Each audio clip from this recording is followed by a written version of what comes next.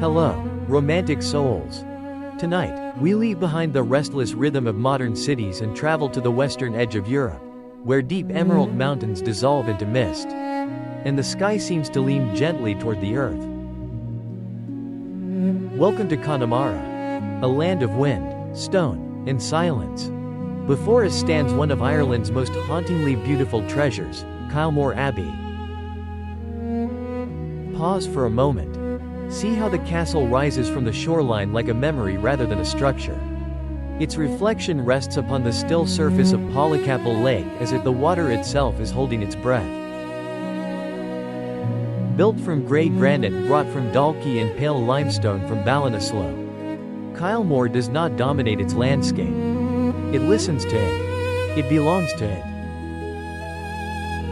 This is not a fortress forged for war. It is not a monument raised for political authority. It has often been called the Taj Mahal of the West. Not because of its size, but because of its origin. It was built from love. And like all great love stories, it carries both radiance and sorrow. The story begins in 1850. Mitchell Henry, a gifted doctor, businessman, and member of parliament, arrived in Connemara with his wife Margaret for their honeymoon. Margaret was captivated instantly. The wild mountains, the shifting Irish life, the quiet dignity of the land. She saw poetry in its loneliness. And Mitchell, deeply devoted to her happiness, made a promise that would change this landscape forever. He would build her a castle. Not in London. Not in a crowded estate. But here, in the very place her heart had chosen.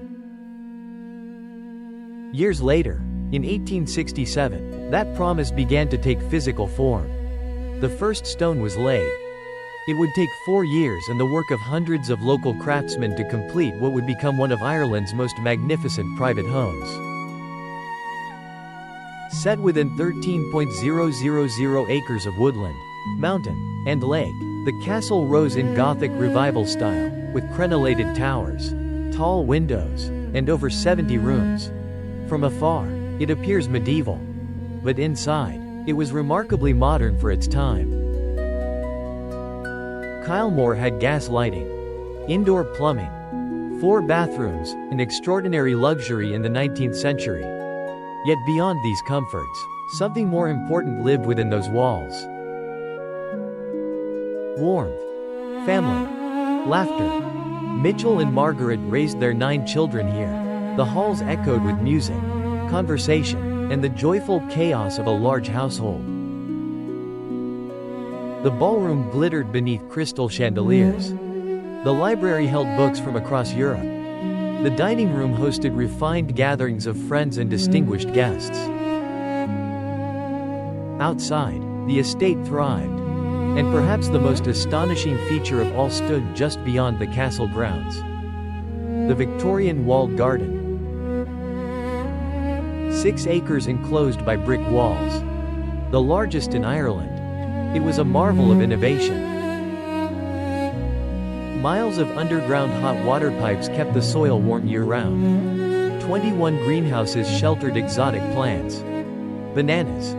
Grapes. Rare flowers. All flourishing in the cool Irish climate. Mitchell wanted Margaret to always have fresh blossoms at her table. Always fruit in her hands. Always beauty around her. Kylemore was not simply a residence. It was a love letter written in architecture. But even the most beautiful love stories must face the fragility of time. In 1874, the Henry family traveled to Egypt for what was meant to be an adventure. Instead, it became a tragedy. Margaret contracted dysentery and died at only 45 years old. Suddenly, the castle built from devotion stood hollow. Mitchell returned to Connemara with a grief too heavy for stone to bear. He could not imagine Margaret resting in an ordinary grave. And so, he built her a church. A Gothic chapel, small, intimate, exquisitely detailed, just a short walk from the castle. Its marble columns represent the 4 provinces of Ireland. Its stained glass windows depict women, not male saints, a deeply personal departure from tradition. Every carving, every pane of colored glass whispers the same message. Love endures. Margaret was laid to rest there. Years later, Mitchell would join her. But something within him had already faded. He remained at Kylemore, walking by the lake in the evenings, often alone. The grand halls grew quieter. The laughter softened. The promise had been fulfilled. But the heart that inspired it was gone. Time continued. After financial difficulties and changing circumstances, the estate was eventually sold. In 1920, another chapter began. A group of Benedictine nuns fleeing the devastation of World War I in Ypres, Belgium, sought refuge in Ireland. They purchased Kylemore and transformed it. The ballroom became a chapel. The bedrooms became classrooms. The castle became a school for girls. Where waltz music once echoed, prayer now rose. Where aristocratic dinners were held, young minds were educated. The presence of the nuns did not erase the past. It softened it. Kylemore became a sanctuary. A place of resilience. A place where stone carried memory, but also hope.